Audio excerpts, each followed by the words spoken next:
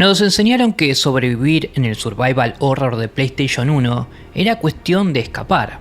Al menos en 1997, la regla de oro era esa: contar balas, esconderse en las sombras de alguna mansión y correr al primer ruido extraño, porque enfrentar al mal con un cuchillito era básicamente una misión kamikaze. Pero ¿qué pasa cuando un juego te elimina esa regla y te obliga a hacer exactamente lo contrario? Es un experimento sangriento, nacido de un accidente de programación y para mí, una de las piezas que la historia del medio nunca terminó de resolver. Yo soy Paul y esto es el Portal Gamer. Hoy, Nightmare Creatures para PlayStation 1. La historia podría haber sido una excusa barata para repartir trompadas, pero Callisto, la desarrolladora, quiso otra cosa. Inyectaron veneno literario en las grietas del relato, mezclando la novela gótica con el complot biológico y lograron una mitología que se toma a sí misma muy en serio. Esto inicia en 1966. El 666, el año esotérico de la bestia. Y acá viene el primer buen gancho. El gran incendio de Londres, ese desastre que cualquiera aprendió en clase como un accidente fortuito, en realidad, según este juego, no fue ningún accidente, fue una purga. La hermandad de Hécate, un culto clandestino de eruditos dementes metidos en lo oculto, llevaba meses intentando sintetizar un elixir militar, mezclando rabia, peste bubónica y magia negra. El resultado no fue un super ejército inteligente, fueron aberraciones sin mente. Cuando Samuel Pepys, figura histórica real que el juego reimagina como un arrepentido de la secta, entendió lo que se venía, prendió fuego al cuartel general y de paso a buena parte de la ciudad. De ahí saltamos a 1834. La revolución industrial escupe humo sobre Londres y el miedo regresa por las alcantarillas. Adam Crowley, científico brillante moldeado a imagen del ocultista real Aleister Crowley, recupera los textos de la hermandad y suelta la plaga definitiva sobre la capital victoriana. Y acá el juego define lo que quiere ser. No somos civiles rogando piedad, somos Ignatius Blackbar, un monje con un báculo pesado que quiebra espaldas, o Nadia Franciscus, una gimnasta implacable con espada corta. Desde el funeral donde reciben el diario de Pepys, la narrativa no plantea una huida, plantea una cacería sagrada hasta los tejados de la abadía de Westminster. Lo que más me gusta es que no se detiene a sobreexplicar la ciencia del suero, te tira a su mundo y asumís que el mal funciona así.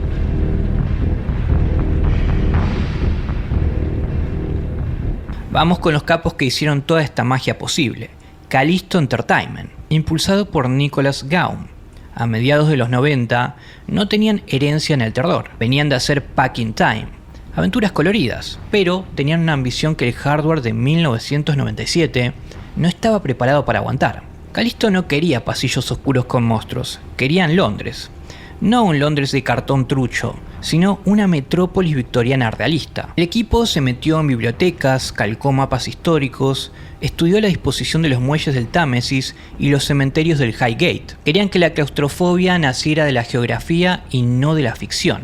Como los motores comerciales de esa época no podían renderizar esa complejidad sin colapsar la memoria, inventaron su propia tecnología. El motor propietario Lipsys nació para domar la niebla, manipular la luz dinámica y hacer que esas calles adoquinadas se sintieran húmedas de verdad. Este trabajo incansable convirtió el juego en una pieza tan importante que al mostrarse a puerta cerrada desató una carnicería corporativa.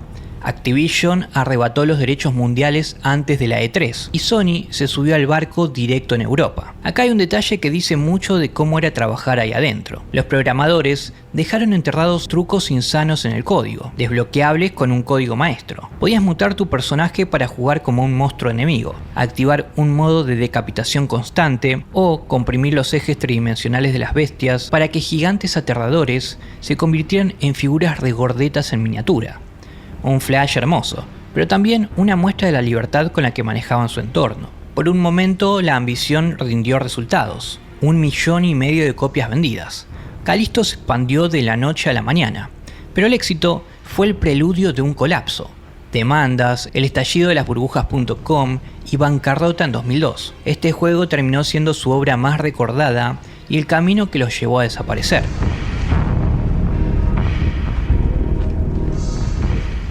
En cuanto a la jugabilidad, a simple vista tiene el esqueleto de un survival horror, controles tanque heredados de Resident Evil y una cámara ciega que parecía odiarte, atascándose en los peores ángulos, pero en mi opinión bastante rescatable. Debajo de ese chasis viejuner latía el corazón de un juego de peleas de arcade. Callisto implementó un sistema que exigía memorizar largas combinaciones direccionales. Ignatius rompía armaduras con fuerza bruta, y Nadia era una bailarina letal que usaba movimientos como el Bloody Ballerina para rodear al enemigo y encadenar cortes. Si ejecutabas el combo perfecto, el motor activaba desmembramientos dinámicos, brazos, cabezas y partes que salían volando en un espectáculo que justificaba el riesgo de acercarte tanto al peligro. Toda esta anarquía estaba dictada por el invento más brillante y sádico de todo el diseño, la barra de adrenalina. Esa barra azul sobre tu salud se vaciaba cada segundo que respirabas. Si llegabas a cero, el virus te drenaba la vida. La única forma de recargarla era destripar bestias activamente. Esa regla destruyó el instinto de conservación. No podías esconderte ni tampoco caminar despacio. El sistema te empujaba por la espalda y te decía que si te dormías, estabas regaladísimo. Esa regla la aprendí a las malas. Tengo que meter algo personal acá porque no puedo hablar de la barra de adrenalina sin recordar una tarde puntual. Era chico y en un momento dado me quedé quieto. No sé por qué. Tal vez estaba distraído mirando a la niebla del escenario o mirando a Nadia. La barra empezó a bajar y bajaba sin que ningún enemigo estuviese en pantalla. Eso era nuevo para mí. Venía de la Sega Genesis. El daño lo estaba tomando yo solo, parado, sin que nadie me tocara. La confusión se convirtió en pánico cuando entendí que el juego no te mata porque fallas en el combate. Te mata si dejas de avanzar. Años después empecé a pensar en diseño de juegos y ese recuerdo me volvió. Porque hay algo ahí que la mayoría de los juegos no hace. Ponerte en un estado de ansiedad sin un origen externo claro. La amenaza eras vos mismo deteniéndote. Lo más revelador es que la barra de adrenalina no nació de ningún manifiesto de diseño. No es que fueron visionarios y dijeron acá vamos a poner esta barrita para que les dé ansiedad a todo el mundo. Fue más bien un parche. Les cuento esta pequeña historia interesante. Días antes de enviar el disco a fábrica, Activision descubrió que podías esquivar a todos los monstruos corriendo en zigzag y terminar el nivel sin pelear. Sin tiempo de reprogramar las IAs, Callisto inyectó la adrenalina para forzar el enfrentamiento. Ese accidente de calendario generó el rasgo que inmortalizó al juego. Así de random fue. Los jugadores aprendieron rápido a pelear sucio contra el código. Nació la táctica de la granja de zombies. Dejabas vivo al enemigo más torpe para empujarlo de vez en cuando y engañar al sistema, congelando el drenaje mientras buscabas armas secundarias en las cajas, pistolas antiguas o hechizos congelantes, lo que hubiese. A esa fricción interna se le sumó un boicot externo. Activision, atemorizada de que los videoclubes como Blockbuster permitieran terminar el juego en un fin de semana, mutiló la versión americana. Multiplicaron el daño de los zarpazos, eliminaron checkpoints invisibles que sí existían en la versión japonesa y reestructuraron las emboscadas. La americana y la japonesa son casi dos juegos distintos.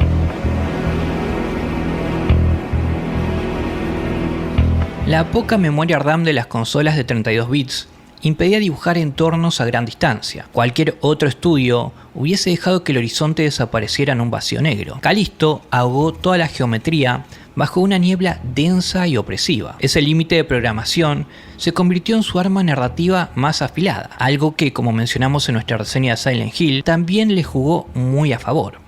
Dicho sea de paso, si no la viste te la dejo en el comentario fijado. En Londres rara vez veías venir a lo que te iba a matar. Caminar por Chelsea o por los panteones era enfrentarte a un muro opaco del que a 2 metros podía irrumpir un hombre lobo o un mutante anfibio dispuesto a morfarte la cara. El miedo no estaba en lo que se veía, sino en lo que habitaba la ceguera del escenario. Pero este miedo también necesita entrar por los oídos, y ahí la obra alcanzó un pico magistral gracias al compositor Frederick Mott. Mott entendió que el gótico exige solemnidad.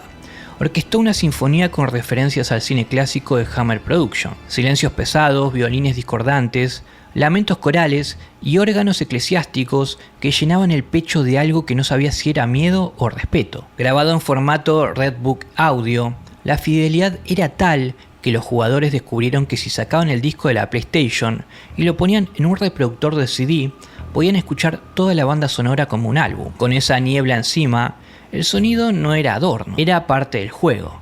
Tenías que reconocer qué venía por el ruido, el babeo de una criatura reptiliana, los pasos pesados de un mutante de alcantarilla o cualquier sonido raro antes de que la silueta apareciera. A veces eso alcanzaba para decidir qué armas preparar. Dato de color, esa banda sonora terminó sampleada por artistas de hip hop años después.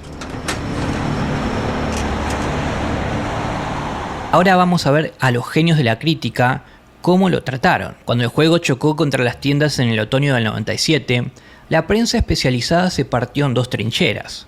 GamePro, por ejemplo, le otorgó notas perfectas de 5 puntos y aplaudió la frescura sangrienta del combate. Ellos enfocados en PlayStation regalaron puntuaciones cercanas al 9, fascinados por lo catártico del sistema de golpes en un mar de juegos que priorizaban el escape pacífico. En la otra orilla, el rechazo fue gélido.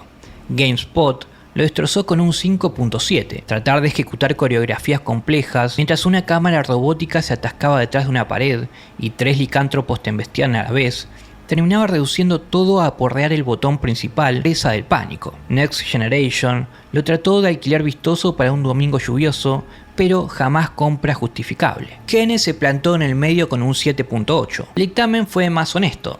Reconocieron que los controles eran medios duros y que la adrenalina forzaba un ritmo que rozaba la injusticia, pero admitieron que bajo ese desastre mecánico vivía una experiencia de terror tan inmersiva y única que terminaba atrapándote hasta la madrugada. Después llegó la versión de Nintendo 64. Sin memoria para los videos cinematográficos, reemplazó la historia por textos muertos en pantalla, pero a su favor, ofrecía gráficos más nítidos y permitía apagar en el menú la barra de adrenalina, lo cual anulaba la tensión por completo.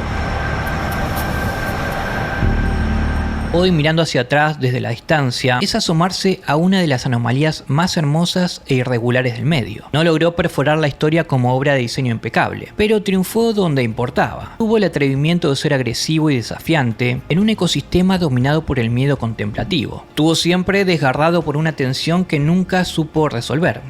La ambición de un combate fluido de artes marciales, asfixiado por el esqueleto rígido de un tanque de polígonos. Un survival donde la peor decisión posible era intentar sobrevivir escondiéndote. Un mundo construido con rigor histórico meticuloso, cuyo rasgo de identidad más definido terminó siendo una barra programada de emergencia para tapar un hueco de diseño. Y esa contradicción es lo que lo sostiene.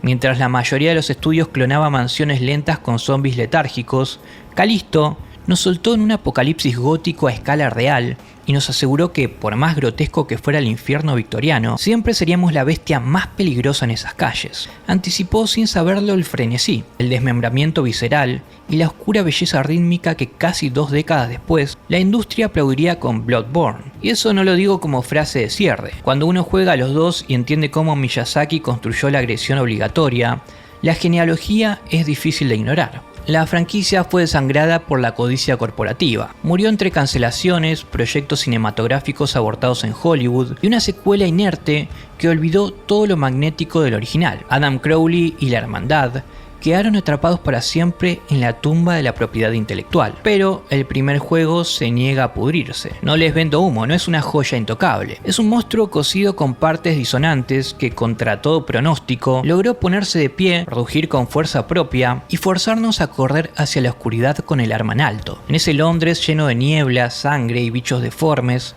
no había mucho margen para quedarse pensando en los defectos del juego. Si dudabas, te comían. El título entendía el terror de una forma bastante brutal. Si veías algo moverse, apretabas los dientes y lo reventabas antes de que te reventara vos.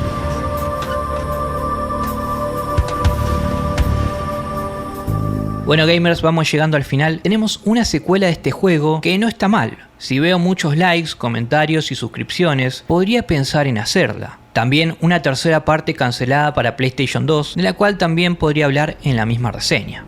Quiero comentarles que tenemos página web por si quieren darse una vuelta por ahí, es el portalgamer.com. También en la sección de miembros tenemos todos los videos sin anuncios, entre otras cosas, por una suscripción chiquita al mes. Me gustaría que me comentaran si jugaron a este juego y si fue así, qué impresiones les dejó en su momento. Ha sido un gusto estar con ustedes. Nos volvemos a ver cuando el portal se abra nuevamente.